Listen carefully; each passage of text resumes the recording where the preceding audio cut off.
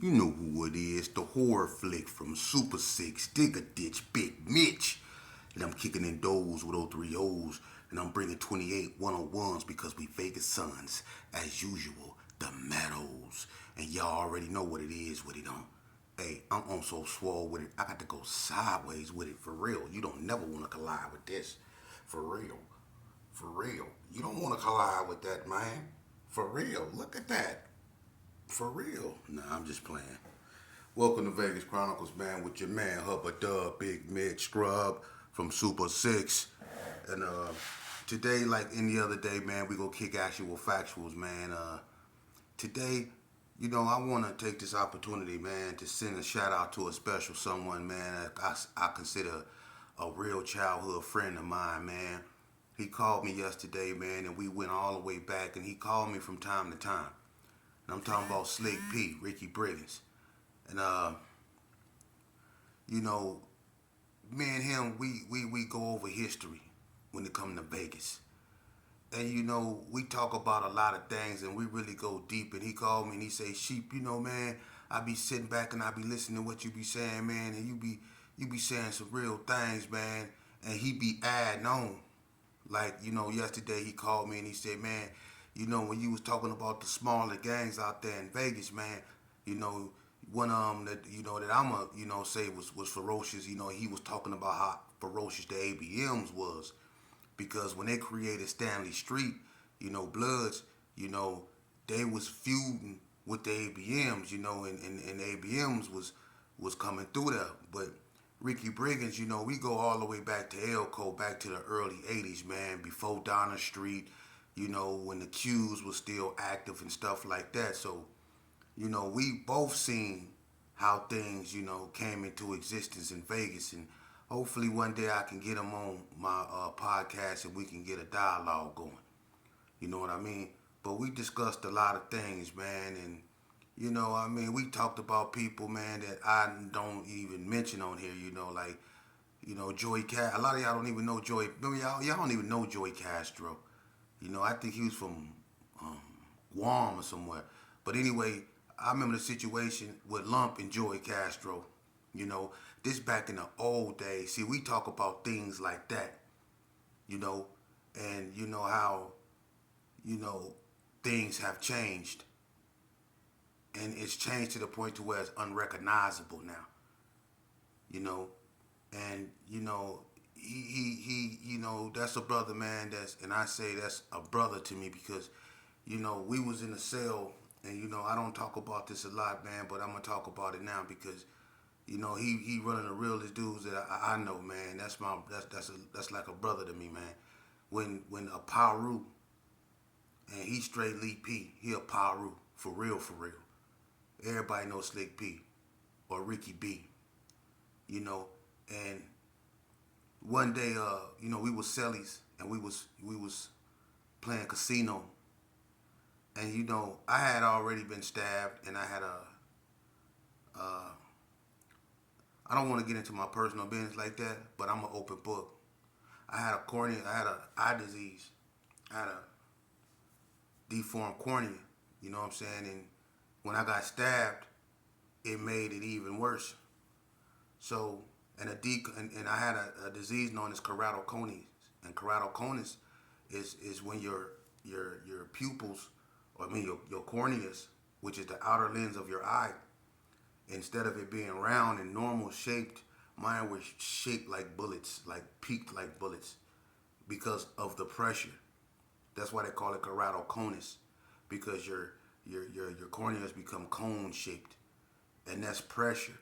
And what happened is mine built up so much pressure that when me and him was playing cards, my cornea actually bust.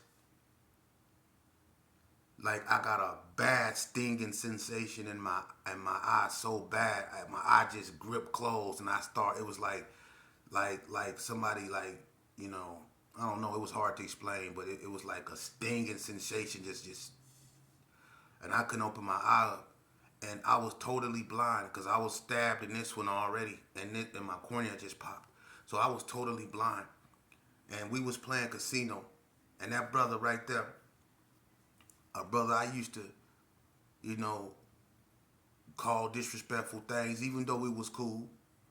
You know, back then, you know, we always banging and stuff. Me and him never had no situations, but you know, he was a Paru and I was where I was from. But that moment right there when that happened, how he got me where I needed to be and stayed with me and was tripping with them people because they wasn't moving fast enough and taking it serious enough.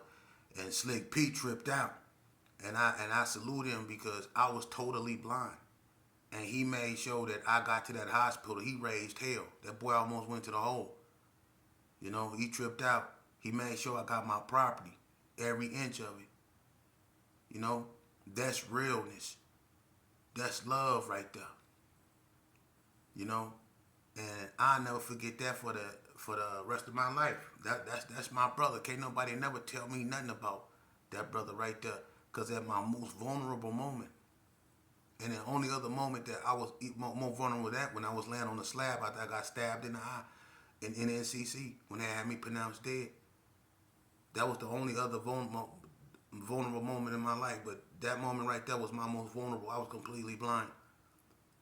You know? And at that time, I was feuding with the North. Bad. You know? So he made sure that nothing happened to me. He made sure I got up there and he did it quietly, you know? So it wasn't all that rah on the yard. So like I say, that brother right there, man, shout out to Slick P, man. You know what I'm saying? And, you know, I got much love for him, man. It's some real brothers out there like that from every hood. And that's crazy because you find some of your closest friends, you know, from other areas, you know. And I know I did a video talking about the most deadliest years, but when I talked to Slick P, we had a conversation about who kicked it off, what generation kicked it off. Basically, who was the hardest generation. Now this gonna start something. And we went over it, you know, no disrespect to the click bangers or whatever, hybrids, you know, no disrespect to them, you know, but he ain't lying. Our generation was the hardest. And I say that. And what I mean by my generation, I started banging in 85. You know, gang banging of that era was dying off. The GQs was dying off. The War Babies was basically gone. The OGs was gone. There wasn't too many UCCs. The CCGs, Crip City Gangsters, were really in a transitioning stage because the 6-0s was migrating off the block, you know, and Sierra Nevada Arms, the Brownies wasn't even there, you know, wasn't nothing on Donna, you know what I mean? Everything was desolate, you know, and the coast was forming, and after the incident with L, everything started to, it was like that's what it need. Everything woke back up. And that generation, and I'll say this here, the generation between 85, because that's when it changed. That's when the drugs, like the crack cocaine era really hit and came into its play. That era right there was the hardest era, you know. And that's when you heard names like, you know, Poncho. You heard names like Haircutter. You heard names like Hercules. You heard names like, you know, Cornbread. You heard names like Easy E. You heard names like Big Alexis. You heard names like Keith Carter. You heard names like Pac-Man. You heard names like Big Red, Big Bo. You know, Milo. You heard that. You heard it was so many people, man. You know, Mook from 6-0. His name was Captain C. He wasn't even Batman yet. He wasn't even Mook yet. He was Captain C. And Stickerbush was just Tory. He was a cold football player. You see? That generation right there. Names like House, Money Mun, them type of names. You know what I'm saying? The J-Rats, the High Tops. You know, that generation right there. When that generation came, that was the hardest generation. The Boo Locos, the Big Wrecking Balls, the Killers, the John Lees, you know, the No Shames, Then was that was the hardest era. The Big Marks, the Mac Blast, the G Forces. You know what I'm saying? The Kiki Lokes, the Buzzos. You know what I mean? That was the hardest era. The Danny McCoys, the Lil Gus's, the Donna Ray Pages, the Trigger Mans, the Blue Brains, the Maurice Swanson, the Swanson brothers, period. You know what I'm saying? Basically everything in Delmonico, you know what I'm saying? Because they get active over there. The Dust get active. You know, so that was the hardest generation. Because that's when everything really start, you know, going from fisticuffs to blam, blam, blam, blam, blam. Now, once the wax came, you know, that's another error because, see, the wax is not a clique. And a lot of people get that misconstrued. The wax is not a clique. The wax would be like what the Donner Street Crips was to the GQs. When the wax came out, me and D-Wack, cause we had, you know, we was calling ourselves baby GPKs, and we had an idea. He had a whack idea, and I had a demon idea. And my idea was just a little bit too. Ain't nobody into no devil worshiping. Ain't nobody finna be making no pentagraphs. You know what I'm saying? And all that. Ain't nobody with none of that. You know what I'm saying? So my theory didn't go nowhere. It didn't go past my front porch. That's why I'm the only one called they call demon. I'm the only. But anyway, his idea. He said he was gonna do that, and I remember when he told me he was gonna do that. D-Wack told me that he was gonna start that way back in 1990, I think. He said when he was working for the housing authority over there in the Gershon. I remember we celebrated his birthday. You know, and Butch, I think they sister made him a cake. We was over there, me, him, Tall Man, all us, went over there in Booker Field. You know, that's when D-Wack really started organizing and situating the wax. His brothers was all babies. But the wax is not a clique. The wax is is like, you know, another generation of Gershons because they come out the Gershon. They what you know, like I say, they like the Donner Street Crips. You know what I'm saying? Of the Gershon, like the GQs. How you had the GQs. The GPKs was the same way as the GQs. They was getting old. You know, the ones that was really active, you know, they was getting locked up, and the ones that was putting in work, you know, it was getting scarish. You had Bread, you had, you know, people like Face and Baby Gangster, Freak Dog, all them over there in the G's holding it down and all that, you know, but, you know, it wasn't like it used to be. And basically, you know, everything was transitioning to carry arms, you know, and the Gershon was becoming vacant, and wasn't nobody really holding it down. So when the wax came out, that's what kept the Gershon probably from ever being, you know, somebody just coming in there taking over because it wasn't nobody really up over there. The wax, when they came out, they made sure that it was, you know, when they was coming up, they made, you know, show that, you know, they was a force to be reckoned with and they was to be taken serious. You know, and I remember when D-Wack caught that case with the skinhead. No need to get into that, but I remember that happened. That put them on the map. That gave them the exposure. That case right there. And they took off from there. Them dudes took off from there, man. It's probably just as many, if not more, wax than actual GPKs. I know it's just as many because it's wax. They diverse. They got white wax. They got Mexican wax. They got Indian wax. They got Polynesian wax. They got all kind of wax, man. Midget wax. They got all kind of wax, man. You know what I'm saying? So they probably just as deep, if not deeper, than the GPKs. For real, the Kingsmen's. You know, so the wax, you know, you have to give it up for them. You know what I'm saying? And they got their own legacy and their own history, just like the Kingsmen's do. And it ain't no lesser than what the Kingsmen have. You know, because the wax did their thing, even though it's all ignorance and we was destroying ourselves. They did their thing.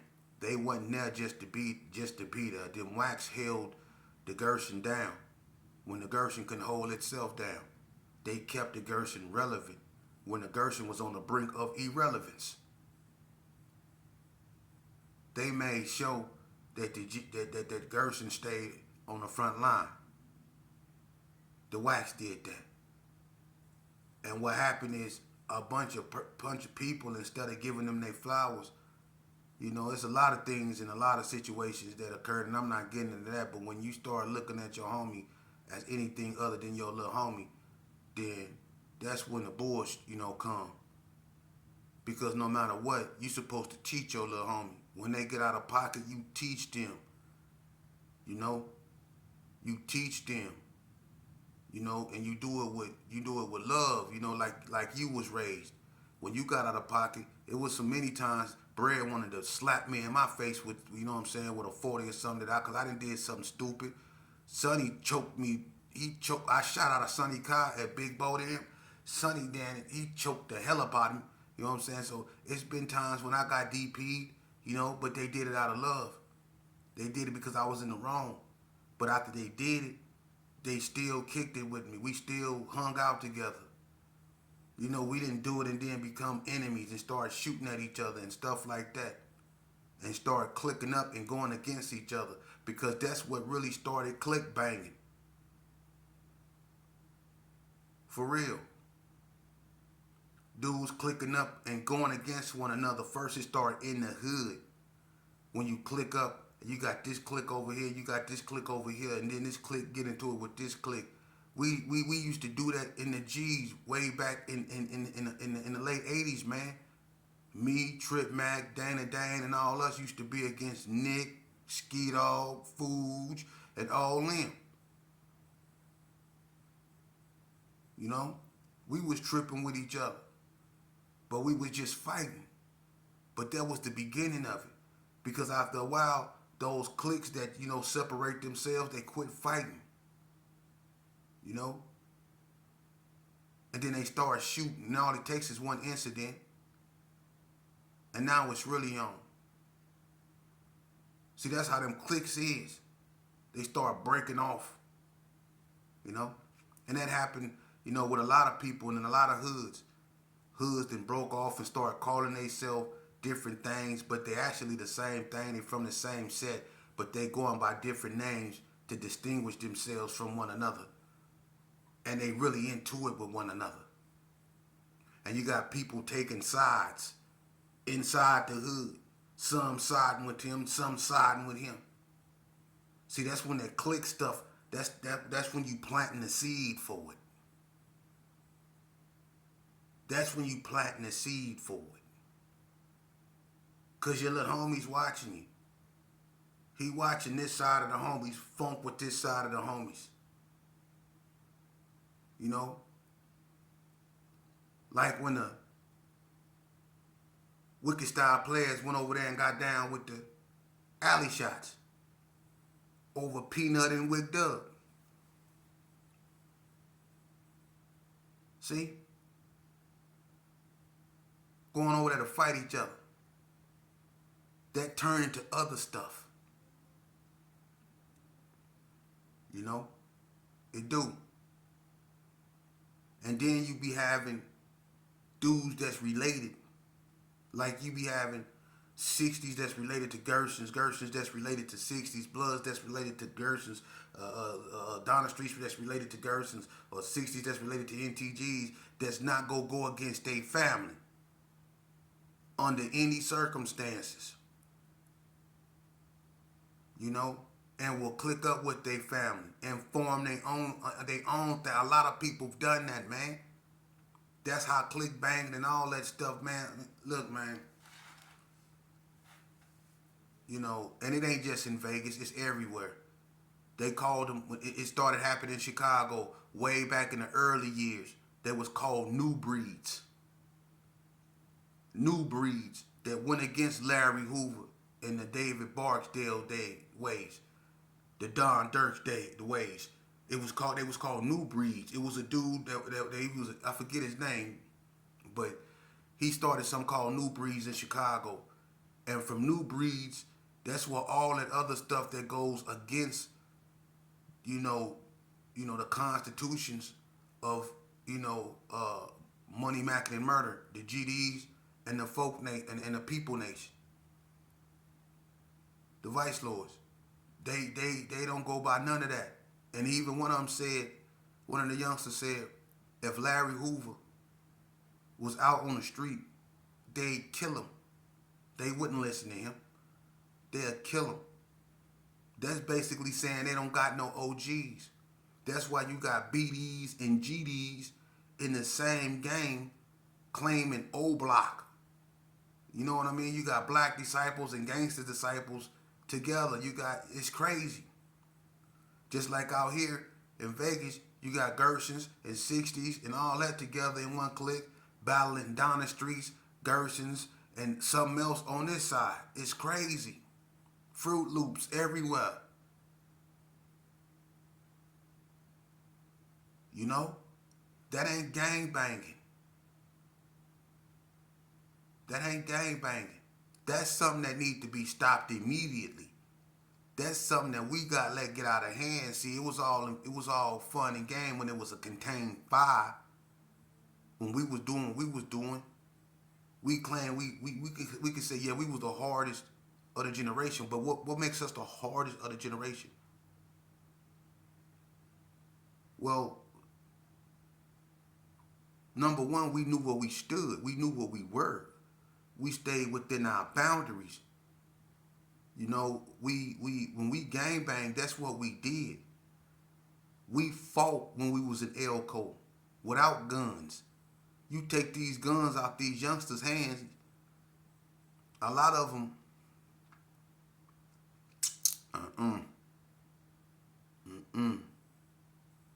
we grew up fighting. That's how you prove, that's how you got your reputation. The Elko babies. Shelby Training Center babies. The ones that got sent to Memphis, Tennessee. We was scrapping. Imagine being from Las Vegas and getting sent way over there to Shelby Training Center in Memphis. Where them boys, them country boys up over there, they don't like city boys. But that's where our generation had to go. So we had to fight.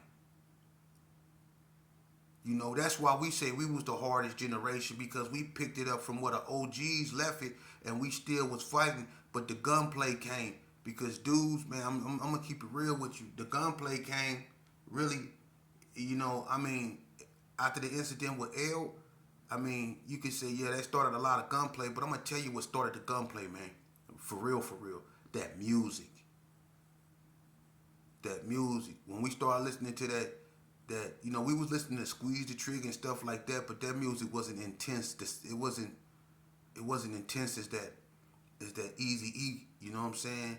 He shot, pa pa, not shot, brah. As you can see, I cold smoked his ass. That music, man, that gunplay. We stopped drinking Brass Monkey and doing the Brass Monkey, and we started drinking 8-Ball. You know what I'm saying? We started tripping, man. We started being on them datings, man. We started wearing khaki suits. We started tripping, man. We started shooting. You know, we lost our minds, man. We got really caught up in that self-destructive culture, and they catered it to us. They fed it to us. The music got worse and worse. It went from NWA to the Ghetto Boys. The music got worse and worse. Remember, it was our generation that first said F the police.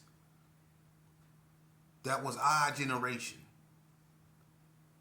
Public Enemy was hollering fight the power. It was our generation that said F the police. That's where everybody started tripping. For real. It was our generation that bought the gang unit.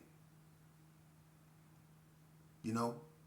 And then another thing, me and Ricky Brilliance talked, me and Slick P talked about, a bunch of you, I was their ass dudes.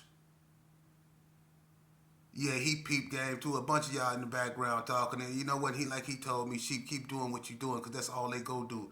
A lot of these dudes, they know they wasn't there, and we know they wasn't there. But let them tell it. I was there. I was there.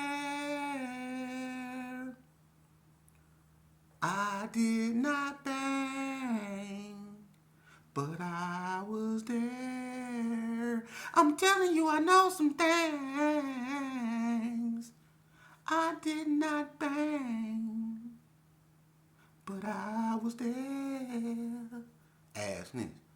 You can do a goddamn. Hey, look. Me, honestly, when I look back on it and the destruction that we help create, not cause, create, that we help create, man, it make you know, being mentally mature now, it break my heart because we let these youngsters down the road and then we criticize them from being on it when we the one paved the way for them to be where they at. And now we mad because the road they own is a little bit more messed up than we left it. But it wasn't no, you know, it wasn't no better when we was in it. But now that they done truly just tore it up, we want to criticize them. I don't want to do that. What I want them to do, what I want to do, is get them to realize that, it's gonna have to come a point in time when we realize, man, what we doing ain't getting us nowhere. Being a gangster, man, and this, I don't know if it's a feeling of self assurance, a feeling of a self esteem boost, if it's fortifying your self image. I don't know what it's doing for you, thinking that this gangster persona, being rebellious and saying F everything, it's your way or no way, go get you anywhere. I don't know where that feeling come from, but you need to gain control of it because it's really your ego. It's your ego. We all born with one, and we can't defeat it. We have to let our ego leave on